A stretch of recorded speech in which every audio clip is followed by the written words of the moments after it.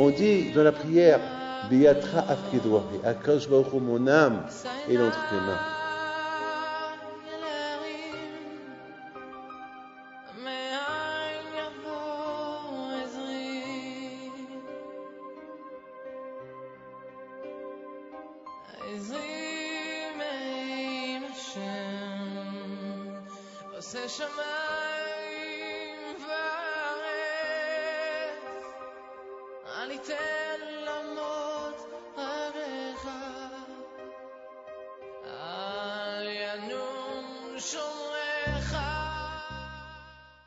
B'shut Moray Verabotay, B'shut Harosh Kolel.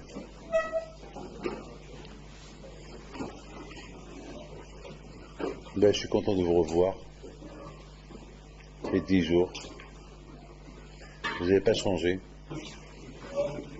J'espère que vous êtes bien. Reb Malka n'a pas changé. C'est l'une des parachutes qui vont fermer le cercle des Avot HaKadoshim. Et à partir de la semaine prochaine, par ce Shemot, ça y est, on va commencer à parler de Moshe Rabbeinu. Mais jusqu'à qu'on arrive à Moshe Rabbeinu, pour que Moshe Rabbeinu est devenu Moshe Rabbeinu, il a fallu que Moshe Rabbeinu apprenne beaucoup des Avot HaKadoshim. Les Avot HaKadoshim, ils ont tracé une ligne directe, une ligne droite, comment un juif il doit se comporter. Pour être Moshe, il faut passer par les Avot HaKadoshim. On ne peut pas être Moshe Rabbeinu si on n'a pas compris les démarches. Comment être Moshe? Et pourtant, si on voit l'histoire de Moshe Rabbeinu, Lokam, Ishke Moshe. Il n'y a pas le deuxième. Navi comme Moshe, il n'y a pas. Il monte chez Akadosh Baruch Hu, il monte, il descend, il parle avec lui comme il parle avec un ami. Mais pour que Moshe Rabbeinu est arrivé à être Moshe Rabbeinu, aïe aïe aïe. La Torah, elle dit, dans la paracha de la semaine, que Yaakov Avinu va yéhi Yaakov. Les meilleures années de Yaakov Avinu, c'était les années qu'il a vécues en Égypte. Shva Esre Shana. Et pourtant, Yaakov Avinu alav shalom, il a vécu longtemps, 130 ans en dehors de l'Égypte, 130 ans de Kedusha, de Tara, Behir, Shabbat, le meilleur des parents. Yaakov Avinu était, sa photo elle est gravée devant le trône de Akadosh Baruch Hu, et les meilleurs moments de sa vie, c'était en Égypte. Bedavka, en Égypte, là où il y a la Kilipa, là où il y a la Touma, là où il y a Ervat Haaretz, là où il y a l'impureté, c'est là-bas que Yaakov Avinu est devenu encore plus qu'il était enfant. Rav Toledano m'a posé une question tout à l'heure, il m'a dit, c'est bizarre que parfois Yaakov on l'appelle Yaakov, parfois on l'appelle Israël, que la Torah décide. Alors on l'appelle Yaakov, on l'appelle Israël. On l'appelle Yaakov, on l'appelle... Et ce qui est impressionnant, c'est que, ici dans la paracha de Vaïchi, c'est là où il était en Égypte. Et là la Torah l'appelle Israël. Et on devait l'appeler Yaakov en Égypte. Et en dehors de l'Égypte, on devait l'appeler Israël. Mais on voit là le contraire. En Égypte, on l'appelle Israël. Alors que Yaakov, c'est un nom qui est il est moins important que le nom Israël. Et surtout, lorsqu'on lui a dit, Yaakov, on ne va plus t'appeler Yaakov, t'appeler Israël. Et là, beaucoup de fois, la Torah, une fois Yaakov, et la réponse, elle est que Yaakov Avinu alav shalom, lui, il voulait être toujours Yaakov. C'est Hachem qui lui a dit, tu t'appelles Israël. Mais Yaakov il préfère le nom Yaakov. Pourquoi? Parce que Yaakov, il le rappelle Ekev. Il le rappelle qu'il est petit, un talent. Il est petit. Ça veut dire, Yaakov, c'était le symbole de la Torah. Mais la Torah niklit, elle est b'mishman michal atzmo alea. La Torah, on acquiert la Torah uniquement celui qui s'abaisse pour la Torah, celui qui est anav. La Torah, c'est pas, il ne faut pas l'étudier par l'orgueil pour eux. La Torah, c'est avec anav. Yaakov, c'était Ekev. Et Bedavka, en Égypte, là où il y a la Klipa, là où il y a la Touma, c'est là-bas qu'il pouvait peut-être tomber de grade. Bedavka, là-bas, il est monté de grade. Là-bas, il s'appelle Israël. C'est en Égypte qu'il est monté de grade. Ça veut dire qu'il ne faut pas croire qu'à Paris on tombe, à Paris on peut monter. On peut beaucoup monter à Paris. Beaucoup, beaucoup, beaucoup, beaucoup.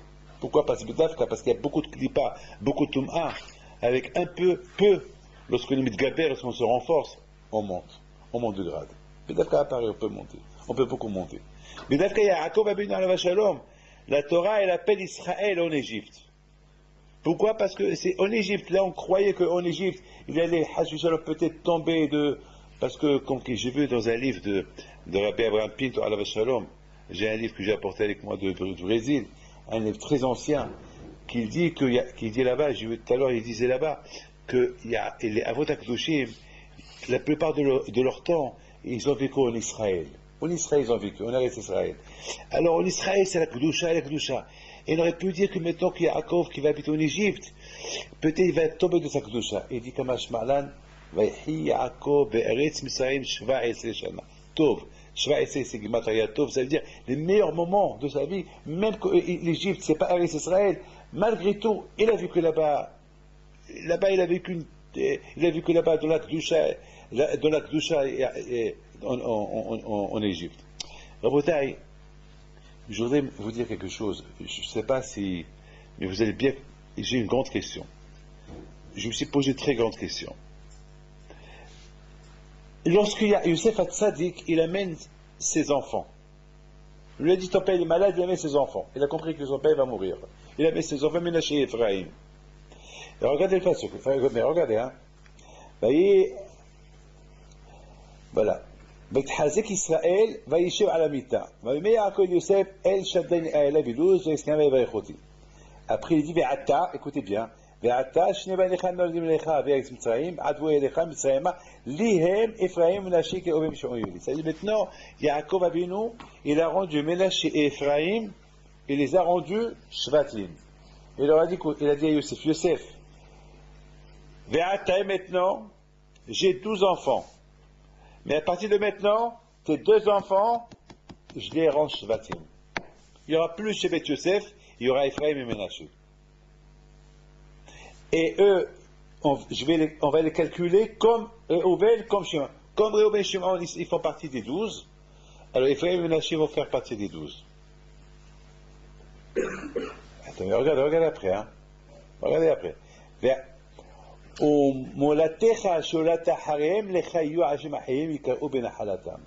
Mais ceux qui vont naître après, tu auras d'autres enfants, ceux-là, ils ne vont pas faire partie des Shvatim. Ceux-là, ils vont s'associer avec Ephraim et Menaché. Par exemple, s'il a 4 ou 5 autres enfants, non. Ceux-là, mais ceux-là, qui sont nés avant que je suis venu en Égypte, oui. Mais d'autres qui vont naître, non. Je ne comprends pas. Alors, je ne sais pas si vous avez compris ou pas, je ne comprends pas. Vous imaginez, Ephraim et Menaché, 2 frères, ils vont avoir 4 frères après, et eux aussi ils vont réclamer pourquoi mes 2 frères sont Shvatim, et nous on n'est pas Shvatim. Alors, qu'est-ce qui se passe maintenant, Yaakov? Est-ce que Yaakov il cherche à diviser la famille? C'est-à-dire que ceux-là, avant que je suis venu, ceux-là, ils sont, voilà, je les rends tribus, je les rends Shevatim, et on va avoir les titres des grands, mais s'il y a d'autres naissances, après, non. Vous imaginez quelle sin'a, quelle guerre il va avoir entre les frères. Imaginez qu'il va avoir, je sais pas moi, 2, 3 frères, ils vont venir chez Ephraim et Menaché. Alors moi, à qui j'appartiens? Menaché, toi tu es avec moi. Attends, comment? Mais toi tu es mon frère. Toi tu es Shevet, toi tu es une tribu, et moi je suis quoi? Ben c'est comme ça qu'Yaakov a décidé. Mais attends, mais c'est pas possible, c'est pas juste. Vous trouvez c'est juste? Vous trouvez c'est juste? Moi je dis que c'est...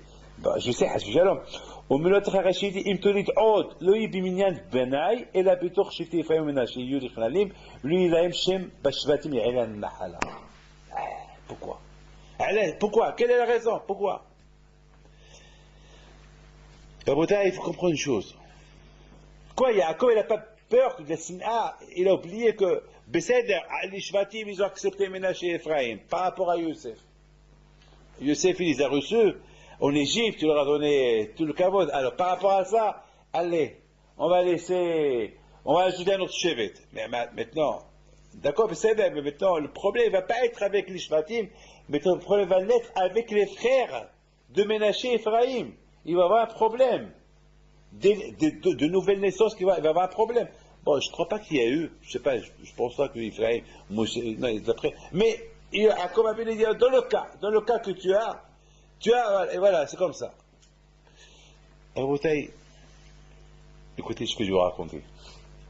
Voilà, Ravi Tzhak Seba était avec moi la semaine dernière. On était dans une soirée qu'un juif il nous a fait. Des gens, des réformistes, des gens loin de la Torah.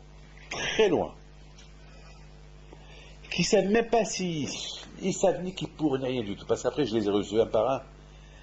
Mais lorsque je suis rentré, je les ai vus. Je me suis dit, de quoi je vais parler? D'ailleurs, lorsque je suis rentré dans la salle, tout le monde qui se lève, qui me regarde, moi aussi je le regarde, je vois qu'il y avait un écart entre eux et moi. Je ne sais même pas de quoi que je vais leur dire. Bon, je vais leur parler de Ménaché, de Ephraïm, de Yosef Hatzadik. De quoi je vais parler? De quoi? De Hanouka? Je ne sais pas. De quoi je vais parler? Qu'est-ce que je vais leur dire? Et j'ai commencé à réfléchir. Je dis, quand je vais au route, donne-moi un rayon. De quoi je vais parler? De quoi? Puis, dans la tournée, c'était je parle, parce que moi j'ai mangé avant, eux, je les ai. Parce que eux, ils vont pas me laisser manger parce qu'ils vont me regarder comment je mange. Alors je préfère le manger seul, et d'ailleurs Yitzhak était avec moi, et après on est rentré. Je dis, tu sais quoi David? Tu vas allumer la menorah. Et on a allumé la menorah. Et lorsque j'ai allumé la menorah, j'ai remarqué que tout le monde, ils étaient en train, c'était les 8 bougies de la menorah. Il y avait un match, la menorah en complet. Je l'ai allumé en complet. C'était ma match. C'était super. Ça y avait une lumière avec l'huile. Et je vois que tout le monde qui regardait. Et ça m'a rappelé ce qu'on dit dans la bracha. Hanerot halalu kodeshem, ve'elanu rishon lishtamesh bahem, ela le'otam bilbad. Pourquoi? Pourquoi rien que les regarder?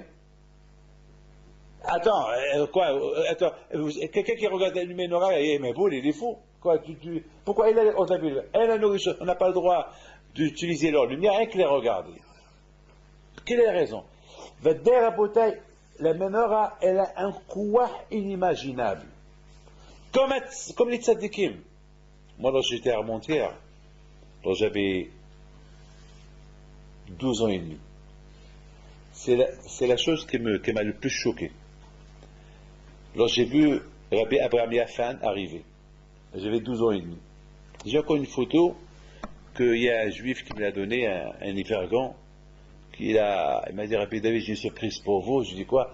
J'ai dit, j'ai une photo de vous avec Rabbi Abraham Yafan. Moi, d'où? Ben, lorsqu'il est venu. C'est quelque chose, j'avais 12 ans et demi, jamais j'oublierai. On nous a dit, voilà, il arrive, tout le monde qui se lève, et on attend la porte qu'elle s'ouvre. On attendait la porte qui s'ouvre. Et lorsqu'il est rentré, on voit ce grand de taille, Rabbi Abraham Yafan, qu'il était le rêve de Rabbi Noguesh, jamais j'oublierai ça. Ça m'a impressionné. C'est rentré dans mon cœur, cette vision. Et pourtant, j'ai l'habitude de voir mon père, les photos des tzadikim.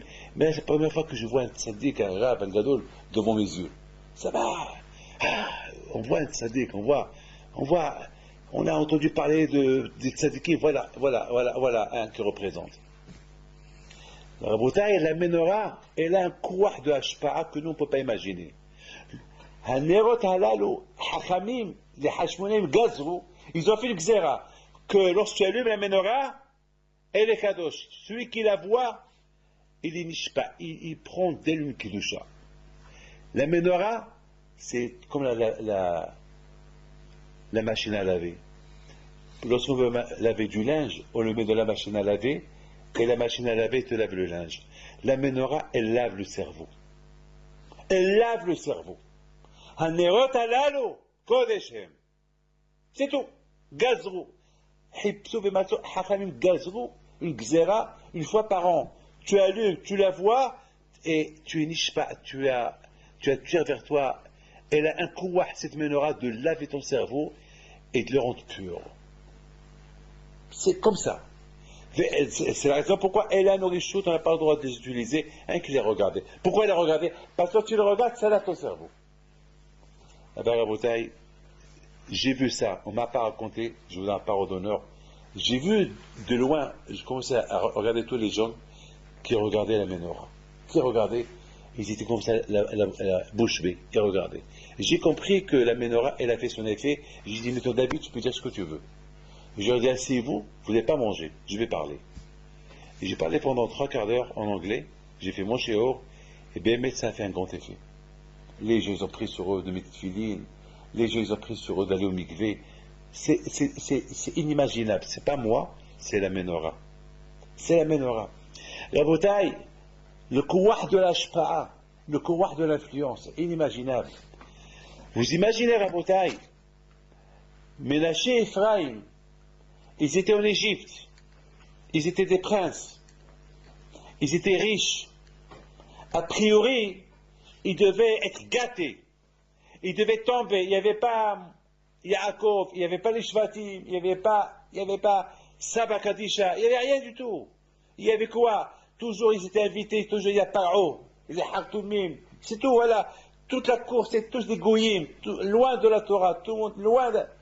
Et malgré tout, Ephraim et Ménaché, ils sont grandis là-bas, ils étaient tzadikim. Personne ne les a aidés. Vous, Baruch Hashem, vous avez des livres. Vous avez Baruch Hashem, ces Torah que vous voyez. Vous avez les rabbanim, vous avez du Moussa, vous les appelez du Moussa. Mais à l'époque, Ménaché et Ephraim, le papa était occupé à gauche et à droite, pour donner à manger à tout le monde. Il y avait petite Asnat qui s'occupait d'eux. Et malgré tout, et pendant l'abondance, ils n'ont pas cherché à acheter une Porsche. Ils n'ont pas cherché à acheter des agalos de l'époque. Pendant l'abondance, ils étaient en train d'étudier la Torah. Ephraim et Ménaché, ils n'ont pas grandi avec les Shvatim.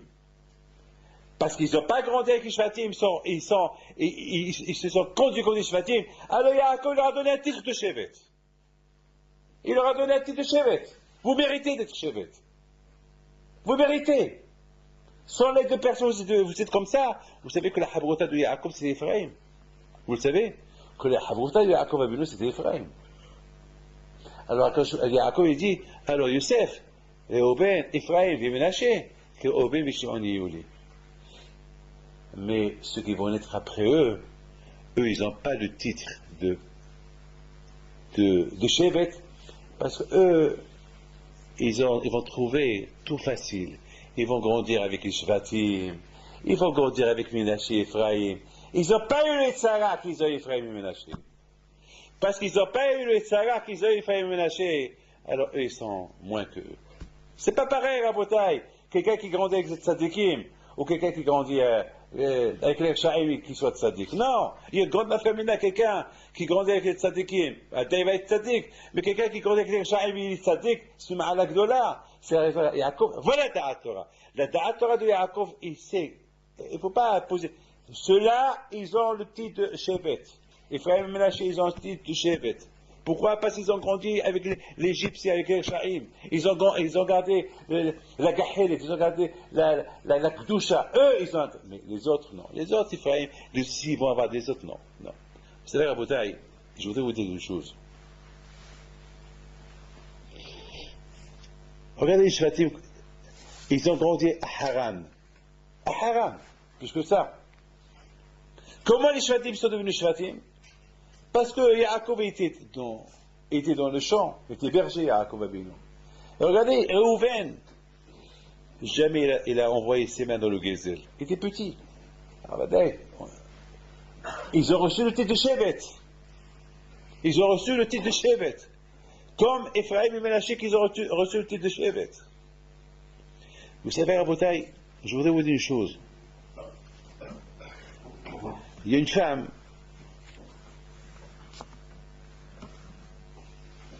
elle me raconte, en Argentine, elle me raconte l'histoire suivante.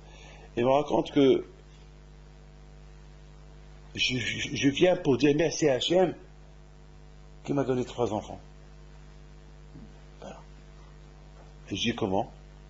Il m'a dit parce que quand j'ai suivi des traitements et bon, les traitements ils ont réussi et merci à Hachem. Et je dis c'est qui t'a fait ces traitements? Il m'a dit le docteur.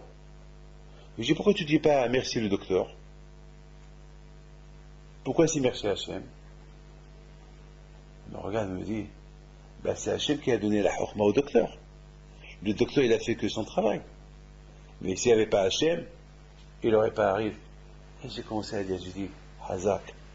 Parce qu'il y a beaucoup des gens malheureusement, que la première chose qu'ils disent, eh ben, c'est grâce à ça, grâce à l'argent, ou grâce au docteur, ou grâce à ça, ou grâce à ça, ou grâce à ça. Et j'ai vu cette femme, elle habite, ma avec des gens, elle habite dans une synagogue pas juive du tout. Et même son mari n'est pas chez Torah Mitzvot, et malgré tout, elle. Alors je lui dis, tu sais, si Akadosh Baruch Hu t'a donné 3 enfants, c'est parce que Bémet, même que son médecin, il s'est occupé de toi, toi tu priais avec Akadosh Baruch Hu. C'est pas le médecin qui a fait le truc. Le médecin, c'est un médecin. Le médecin, c'est le chaliah de Akadosh Baruch Hu. Mais c'est Akadosh Baruch Hu. Hazak, tu viens chez moi et tu me dis, merci à Akadosh Baruch Hu pour le nez qu'il t'a fait. Vous savez, Rabotai, je voudrais vous poser une question. C'est une question que je me suis posée. Voilà, Rabotai, Youssef Hatzadik Alav Shalom, il se dévoile à ses frères. Il se dévoile à ses frères. Il dit à ses frères, il dit Youssef, voilà, maintenant, ils font la paix, ils s'arrangent, et maintenant, qu'est-ce qu'il fait? Il envoie des agalotes comment il s'appelle, au papa, et il dit à son père, à ses frères, dites à papa qu'il les regarde bien, ces agalotes, lui, il va savoir. Il va savoir. Minastam, il leur a dit, vous savez, entre vous et moi, que lorsque j'ai quitté mon père,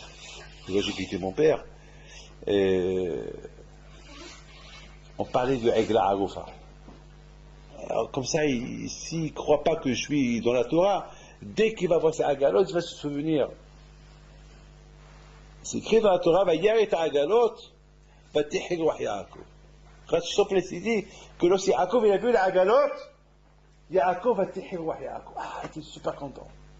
Ah, mon fils, c'est un tzaddik, Merci à Kadosh Baruch Hu que mon fils, c'est un tzaddik. Mon fils, il se rappelle encore. Je vous pose une question. Quelle preuve vous avez que Youssef est tzaddik? Quelle preuve? Peut-être il veut simplement rappeler son père. Tu te rappelles, papa, lorsque je t'ai quitté, on parlait de Egla Agofa. Mais ça ne veut pas dire qu'il est tzaddik. Il se rappelle. Il se rappelle qu'ils ont étudié ensemble, là, la de Egla Agofa, mais ça ne veut pas dire qu'il est tzaddik. Parce que, Yaakov, tu sais, papa, lorsque je t'ai quitté, on discutait de cette halakha de Egla Agofa. Il y a beaucoup de gens qui font un pile pour après ça, ils font un verra. Et alors? C'est quoi la réaya? C'est quoi la preuve que Youssef il est tzaddik? Parce qu'il se rappelle de la halakha de Egla Agofa depuis 32 ans, parce qu'il se rappelle de cette halakha-là, il est tzaddik. Mais Omer. Qui dit? Quelle preuve? C'est pas une preuve. La preuve, c'est que je vois quelqu'un qui est tzaddik, c'est tout. Mais ça, c'est pas une preuve. Vous savez, Rabotai, combien il faut savoir l'ashpa des tzaddikim. Beaucoup de fois, je raconte,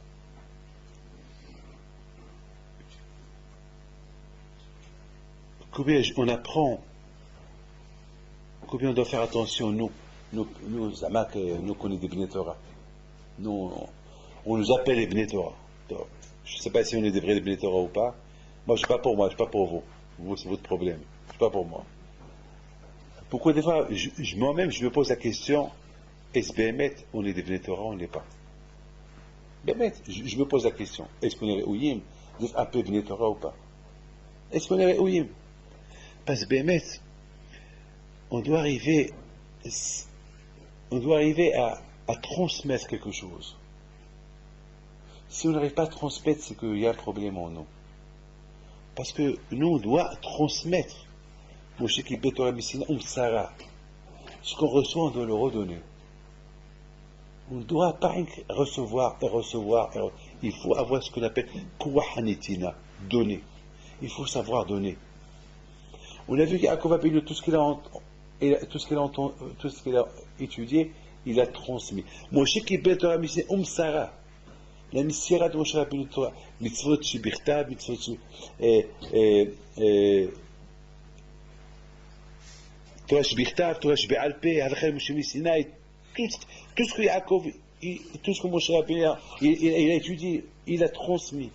Torah tziva lanu Moshe, Moracha qu'il a transmis à Am Israël. Il faut savoir transmettre. Et si on n'arrive pas à transmettre, alors au moins que notre visage est transmis. Que notre visage est transmis. Qu'on soit des vrais Bnei Torah. Que lorsqu'on nous voit, ah, c'est un Ben Torah celui-là. Ah, d'Archea d'Achenoam. D'Acheo Nitivotai Hashalom. Au moins qu'on a ça en nous. Rabotai, Yosef Hatzadik,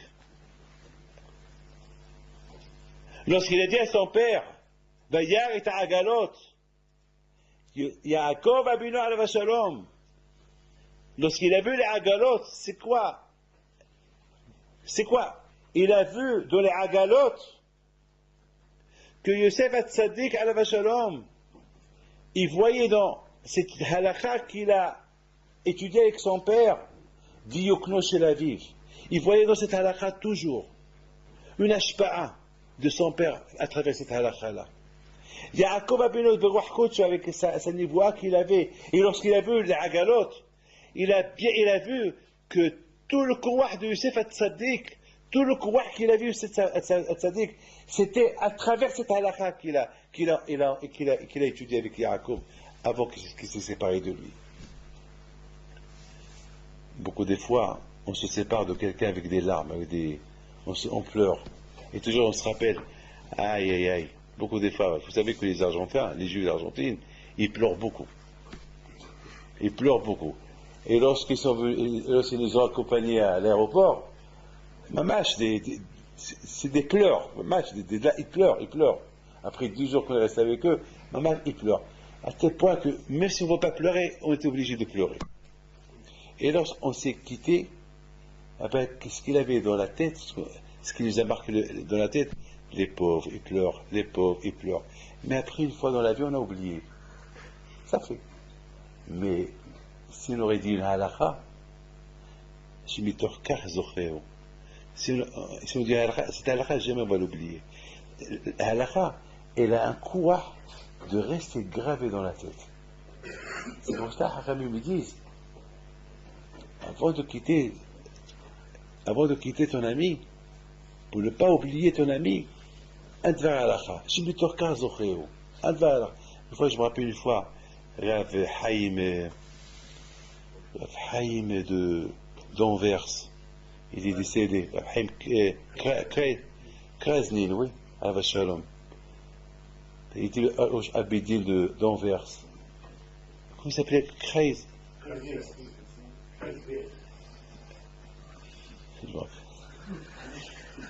C'est sûr, Kreiswirth, peut-être. Il est décédé, oui. Ouais. Je me rappelle que on a mangé chez lui. J'avais mangé chez lui. Et à un moment donné, on a terminé de manger. Et là-bas, je devais partir à l'aéroport. Il m'accompagnait en bas. Et je lui ai dit, Claude Arabe, non, tu ne pouvais pas m'accompagner en bas. Non. Il me dit, il y a le Midrash qui dit que les vouilles accompagner le Oreach, très important, c'est plus important d'accompagner le Oreach que lorsque tu le reçois chez toi. Je dis, ah bon? Il m'a dit, mais vous savez, j'ai jamais compris pourquoi. Je commençais à le revoir. Je lui dis, comment, vous ne savez pas pourquoi? Il m'a dit, non. Je comprends, lorsque je reçois un Oréa, je l'accueille bien. Mais l'accompagner, c'est plus important que de l'accueillir. Ça, je n'ai pas compris. Alors j'ai commencé à réfléchir, je dis, ici j'ai une réponse, je peux vous la dire, c'est pas Morehora avec Nerabo, parce que à l'époque j'avais 40 ans, lui il avait 70, je sais pas, j'avais honte de lui répondre. Il m'a dit non, et si vous avez la réponse. Je pense que lorsqu'on arrive chez quelqu'un, on ne sait pas comment on va être accueilli. On ne sait même pas si on va manger chez lui. On ne sait même pas qu'est-ce qu'il va nous donner à manger. On ne sait même pas est-ce que le manger est bon ou pas. Alors, mais bon, même qu'on est bien accueilli, on ne sait pas. Mais lorsqu'on quitte la maison et que le bar la paix qui nous accompagne, même si le manger n'était pas bon, on va toujours garder au souvenir la levaya. Au moins ça, on va le garder au souvenir. Si l'accueil n'était pas bon, ou si le manger n'était pas bon, ça va être effacé par rapport à la... Parce que toujours on se rappelle de la dernière chose qu'on fait. Toujours la dernière chose. Alors, la levaya, lorsqu'on accompagne quelqu'un, c'est plus important parce que c'est ça qui reste au souvenir. Ça ne va pas rester au souvenir ce que j'ai mangé. Ça ne va pas rester au souvenir ce qu'on va parler. Mais ça va rester au souvenir lorsque vous allez m'accompagner jusqu'en bas. Ça, je ne vais jamais oublier. Parce qu'Allah m'accompagner jusqu'en bas, ça, je ne vais jamais oublier. Et de ça, je vais toujours parler. Je me dis, c'est bien. Il m'a dit, j'ai une bonne réponse. Mais c'est vrai, c'est ça. Donc, Rabotai, vous voyez, Rabotai, Vayaret Agalot, Yaakov Abinu, lorsqu'il a vu la shpa'a, parce que Milastam, 100%, Youssef Hatzadik, il a touché ces Agalot-là. Ou bien le nom de Youssef, il y avait dans ces Agalot-là. Alors ça veut dire que non seulement le nom, ça veut dire que si on dit que le nom de Youssef, ils étaient dans ces Agalot, ça veut dire que toute la maroute, tout Youssef était dans ces Agalot. Donc si Youssef était Tzadik, on peut voir à travers l'Agalot, la petite coup de Youssef. Vayaret Agalot, Vatih el-Wahi Yaakov. Yaakov qui était dans le Wahi Kodesh. Il n'a pas vu l'Agalot. Il a vu celui qui a envoyé ses Agalot. Il a vu la shpa du Baal Agalot, qui était Yosef. Alors maintenant vous comprenez bien pourquoi Yehuda il a pris les Agalot qu'il a envoyés par eux, il les a brûlés. Parce qu'il y avait la Baal Abodazara. Qu'est-ce qu'il va voir? Le contraire, si Jacob il voit ces Agalot que par il a envoyé, il va dire ouais, c'est ça Yosef. Il va dire que c'est Yosef, il est comme Paro. Il est comme Paro. Comme Yosef comme Paro. Mais là, il a vu les Agalot du Yosef. Et la Agalot du Yosef, il représentait Yosef lui-même. La tzidko de Yosef lui-même. Il y avait une fois, je vous ai raconté le Hozim Ilouvnin. Il y avait un rave, un Habek qui a porté son livre. Il a dit, je voudrais une askama. Le Hozim Ilouvnin, il prend le livre, il l'ouvre, il le regarde. Dès qu'il le regarde, il le ferme. Il a dit, ce livre-là, mets-le dans la glisa. Il a dit, pourquoi? Il a dit, ce livre est dans la glisa. Il a dit, pourquoi? Il n'y a pas ce livre-là, il n'y a pas dedans Yirat Shamayim. Il n'y a pas Yirat Shamayim. Le Noam Elimelech, une fois, on lui a donné le livre de Baal Tanya, un petit livre, le livre du Tanya, il a pris ce livre, il a commencé à l'embrasser, il a dit, ce livre-là, il y a beaucoup de Yirat Shamayim dans ce livre-là. Ça veut dire, à Botaï, même ce qu'on écrit comme Dvar Torah, si on les écrit avec Yirat Shamayim, le livre représente Yirat Shamayim. Mais si le livre a été écrit sans Yirat Shamayim, alors le livre il représente un livre sans Yirat Shamayim. Connaissez l'histoire de Bel Hazar. Une fois, il y avait un rave qui voit une pierre, une grande pierre en plein rue. Il va, il prend la pierre, il l'enlace, il l'embrasse, il pleure. Les gens lui disent, qu'est-ce que tu fais ici? Il leur a dit, sur cette pierre-là, Bel Hazar, il s'est assis, il a étudié la Torah. Et cette pierre-là est devenue comme Har Sinai. C'est-à-dire la shpa'a du tzaddik, la shpa'a du Ben Torah, la shpa'a qui peut faire, comme beaucoup des fois on dit, une fois Be'er Kotler, Alav Shalom, une fois Be'er Kotler dit qu'avant qu'on est venu en Amérique, l'Amérique était pauvre. Et dès qu'on est venu en Amérique, et on a commencé à étudier la Torah, l'Amérique est devenue un pays riche. Et grâce à qui? Ah ben, c'est grâce à la Torah. Et je vous dis pareil, c'était pareil aussi. Lyon, pareil. Je me rappelle Lyon il y a 30 ans. C'était côté Aniyim. Il n'y avait rien à Lyon. Il n'y a rien, wallo. Et depuis qu'on a ouvert les premières yeshivas à Lyon, et on a commencé à faire le collège, etc., c'est pas que la Blé'enara, tout le monde est devenu riche. Du coup, de la Torah. Vous étudiez la Torah ici, et la Torah, elle peut beaucoup être mashpi'as, elle peut beaucoup influencer sur les autres. En Bretagne, il faut savoir une chose. il faut savoir, mes amis, une chose. Il faut savoir le kouah, la bouteille de la shpa'a de la personne.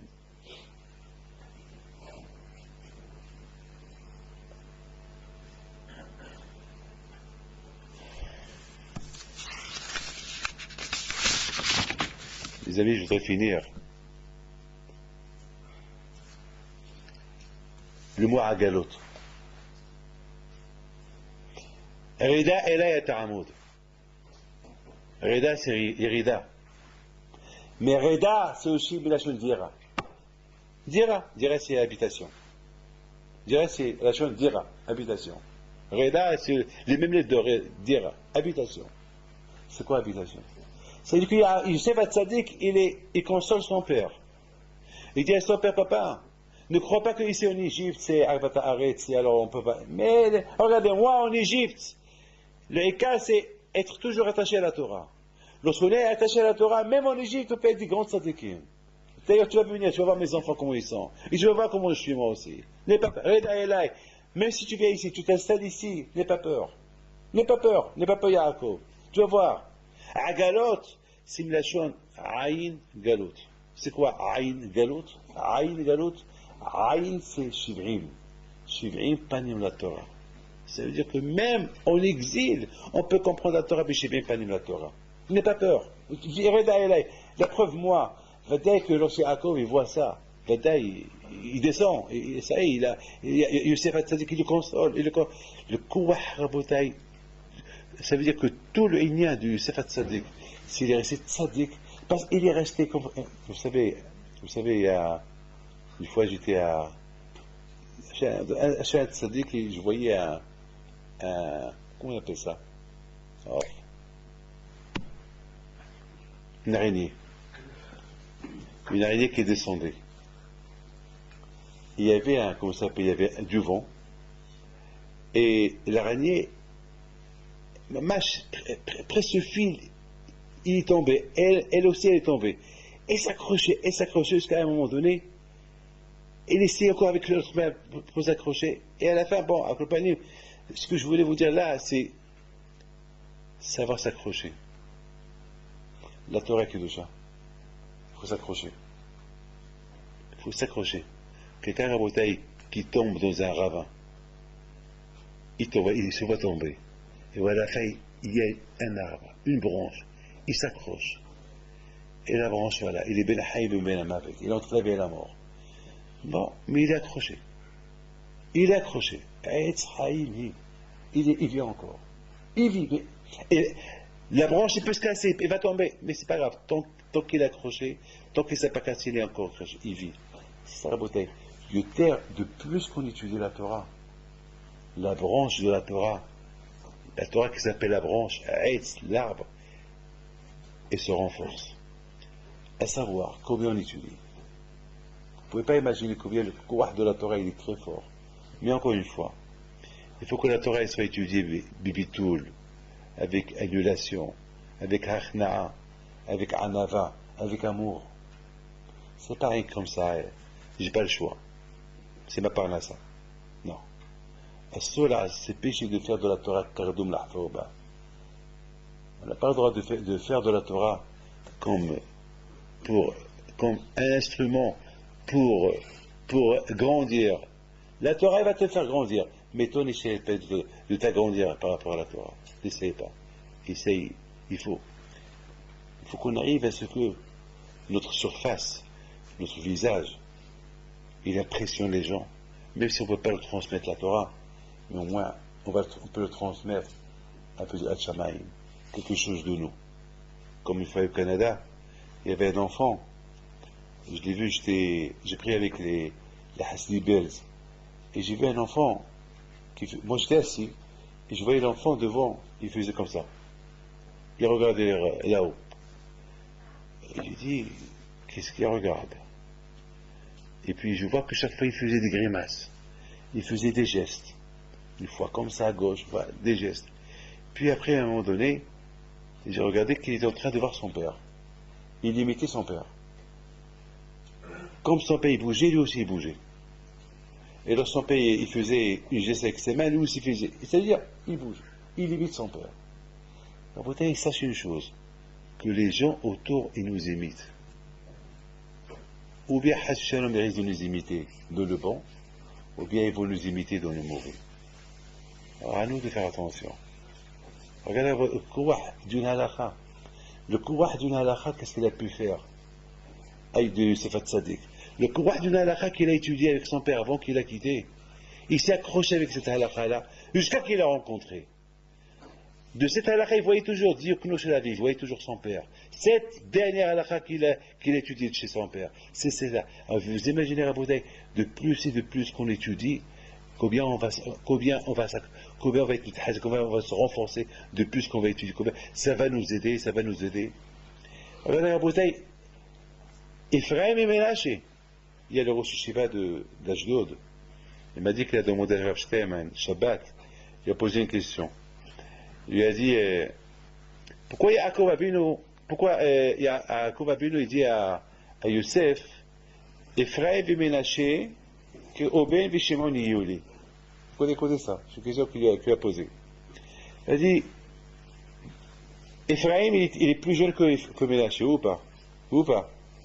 Donc, ça veut dire que Yaakov Avinu, il voit de Ephraim, comme il dit Rashi, qui vont sortir de lui les tzadikim, ils vont sortir de lui Yoshua, Benoun, qui va être le Moser à Torah. Alors il pose la question, il dit, pourquoi la Torah, pourquoi Yaakov ne dit pas à Youssef, Ephraim, il est Oven Vishimon. Pourquoi Ménaché? Pourquoi il dit Ménaché? Puisque déjà il a mis Ephraim en priorité, il a mis avant Ménaché, et Ménaché va être en deuxième. Pourquoi il mentionne Ménaché? Puisque pour Yaakov Avinu aussi, c'est comment il s'appelle, puisque Youssef Tzadik, il a deux enfants. Bon, il dit, Yaakov il dit, Ephraim, il est que Reuben Ménaché, et que Reuben et Shimon. Et nous, on va comprendre que puisqu'il a dit Reuben et Shimon, ça veut dire que Ephraim et Ménaché aussi. Parce que s'il veut supprimer Ménaché, avec il dit, Ephraim, il est que Reuben. Et puisqu'il a dit que Reuben et Shimon, donc ça veut dire, mais pourquoi il a ajouté Ménaché? Je lui ai dit, qu'est-ce que Rav Shteman t'a dit? Il m'a dit, j'attends un Shabbat pour lui donner la réponse. Bon, ben, je vais attendre ce projet pour qu'il me dise qu'est-ce qu'il a répondu. Mais la bouteille, il y a un moussard à apprendre. On fait du mal à quelqu'un. On dégrade quelqu'un. Pour une cause. Mais il y a une limite comment tu le dégrades. Oui ou pas? Il y a une limite. Tu grattes quelqu'un pour une cause. C'est-à-dire, il y a Ephraim et il y a Ménaché. On va dégrader Ménaché parce qu'Ephraim, il est plus grand. Parce qu'on le fait déjà que Yaakov, il ne met pas sa main droite sur la tête de Ménaché, il met sa main droite sur la tête d'Ephraim, ça veut dire déjà, il a déjà dégradé. Alors, tu l'as dégradé. Alors, tu ne vas pas, Biskin, lui enlever tout. Alors, moi, tu as mis ta main droite sur la tête d'Ephraim, ouais, alors prononce son nom, moi. Alors, vous imaginez Yaakov Avinu qui est là dans Torah et qui dit simplement Ephraim, il est que Oven Vishimon, ça veut dire que il va faire trop de mal à Ménaché. Déjà, Ménaché, il n'a pas mis sa main droite sur sa tête, et non seulement qu'il n'a pas mis la main droite sur sa tête, alors il ne va même pas prononcer son nom. C'est trop. C'est midot, un peu, pas d'achzariot. Alors je regardais quel da'at Torah Yaakov Avinu. Pour Yaakov Avinu, le plus important c'est Ephraim. Parce que de lui, il va sortir la Torah. Mais quand même, c'est pour ça qu'il met sa main droite sur sa tête. Mais quand même, et la main droite c'est Enyan, Bimino Eshdav. Mais quand même, il Ménaché. Il Ménaché quand même. Yaakov Avinu, il prend Oven, Ephraim, Ménaché, que Oven, Vishimon, Yiyuli. Quel da'at Torah. Ça veut dire, voilà. Mais encore comme j'ai dit tout à l'heure, pourquoi Yaakov il a fait le cas de ces deux enfants-là par rapport à qu'ils n'ont pas été nishpaim, ils n'ont pas reçu l'influence, ils ont travaillé sur eux pour ne pas tomber dans le piège de l'Égyptien. Les amis, Rabotai, Be'ezat Hashem, comme j'ai dit tout à l'heure, je dirais Rabotai Dano, Je voudrais, Rabotai, vous demander une faveur personnelle, étant donné, Rabotai, que avant-hier, en venant de l'Argentine, Moshe Merali, il m'a dit que le rabbin de la ville où sa grand-mère elle habite en Allemagne, parce qu'il est parti en Allemagne voir sa famille là-bas, il dit le rabbin là-bas c'est un guerre, c'est un Allemand converti. Un Allemand converti. Et c'est lui le dayan de la ville. J'allais devenir fou. Je répète. Il m'a dit c'est un Allemand converti. Vous voyez pas Rabotai aujourd'hui, il y a des phénomènes extraordinaires que nous sommes en train de voir. C'est de la folie.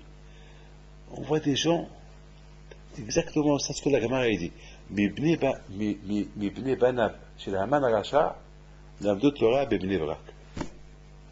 Des petits enfants de Haman, ils ont étudié la Torah Bebne Brak. C'est-à-dire Rabotai que c'est ça le courage de l'Ashpar. Mais d'autre côté aussi, on voit beaucoup des juifs qui lâchent la religion. Ils se l'ishpaïm, ils prennent l'influence de d'autres religions. Et ils lâchent. Mais d'autre côté aussi, vous voyez, encore, ça veut dire, Zéla Omad Zéber Amiloïm. On voit une guerre de deux forces. Et Rabotai, avant que Mashiach vienne, ben c'est ce qu'on va voir. Avant que Mashiach va venir, on va voir exactement un phénomène comme ça. On va voir des gens qui vont s'éloigner, ou des gens qui vont se rapprocher vers la Torah, ou les gens qui vont s'éloigner de la Torah. On avait avec tous les miracles que les Amissa ils ont vus en Égypte, ils sont restés Réchaïm. Et Amakat Husher Hakashvou les a tués. Mais qu'est-ce qu'on a vu après? Beaucoup des Goyim qui sont devenus juifs, braves, qui sont partis recevoir la Torah. Avant la Géoula, c'est ce qu'on va voir. Alors, Rabotai, il faut que nous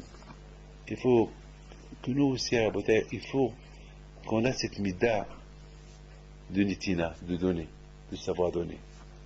Et c'est la raison pourquoi, Bémet, je voudrais que le dimanche matin, j'ai parlé avec Abshimon, mais il faut que ce soit d'une manière, Bémet, c'est d'une manière, c'est une mitzvah pour vous aussi, de faire du zikr dimanche matin, c'est par exemple, il y aura des jeunes ou des gens qui viendront étudier, de les prendre étudier avec eux. C'est tellement Rabotai. C'est ce qu'on appelle Ner Ish Obeto. Il faut être madlik, il faut allumer. Il faut savoir allumer d'autres personnes. Nous, Baruch on sait allumer, mais il faut avoir ce kouah-là de Béha à l'autre, d'élever d'autres, d'allumer des autres. Il faut avoir cette patience-là avec eux. De l'autre côté, en Argentine, il y avait beaucoup des jeunes qui étaient mamash, on les avait avec Yitzhak Seban, beaucoup des jeunes qui étaient Hachimishmor, ce qu'on a vu. J'étais dégoûté ce qu'on a vu. Je n'ai pas le droit de vous dire, mais lui vous dira, c'est la folie ce qui se passe là-bas. Lorsqu'ils terminent l'école, parce que maintenant en Argentine, ils terminent l'école maintenant. Parce que c'est des vacances. Parce que c'est l'été là-bas en Argentine. Ici c'est le mois de juin, là-bas c'est fin décembre. Mais c'est inimaginable comment ils quittent l'école. Des jeunes filles de 16 ans, des juifs, ce qu'ils font. Comment ils fêtent les vacances. Et comment ils fêtent la sortie de l'école. C'est à ils se sentent adultes. Mais ils ont 16 ans. Maintenant on est adultes. Mais Hachim Ishmor, comment ils sont habillés, Hachim Ishmor, ce qu'ils boivent, c'est inimaginable. Avec des bouteilles de whisky dans les mains, et ce qu'ils font dans la rue, c'est inimaginable. Vous ne pouvez pas imaginer. Des juifs ou des non-juifs, accompagnés. C'est inimaginable. C'est la raison à la pourquoi on a besoin que chacun de nous. Mais par contre, beaucoup de ces jeunes-là, ils ont fait des chevaux. Il y a plein. Parce qu'ils ne savaient pas les pauvres. Ils ont découvert. Mais pour découvrir, il faut les allumer. Ner Ishubeto, il faut les allumer avec une bougie. C'est la raison pourquoi Rabotai, il faut rester Hachem. Il ne faut pas se sentir, on rentre dans votre vie, on vous embête un peu. Si vous dites, mon matin, il y aura ceux qui qui vous demanderont d'étudier avec eux. On va voir qui va être responsable. C'est une mitzvah de les allumer. Pourquoi? On ne sait jamais.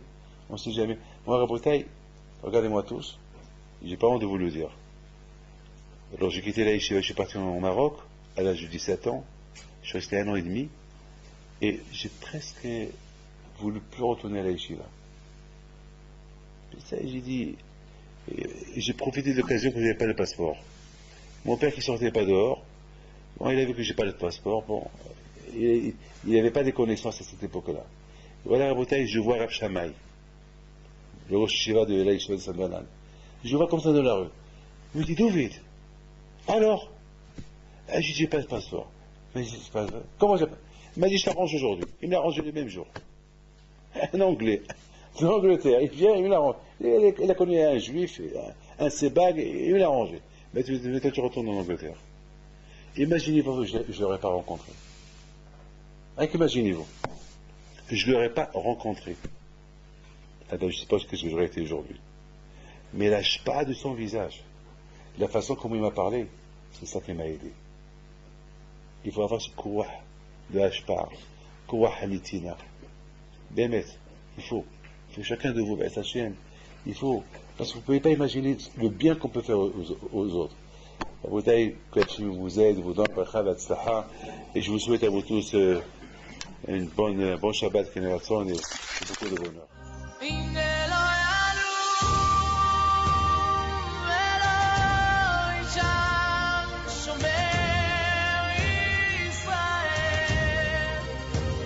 Hashem shomer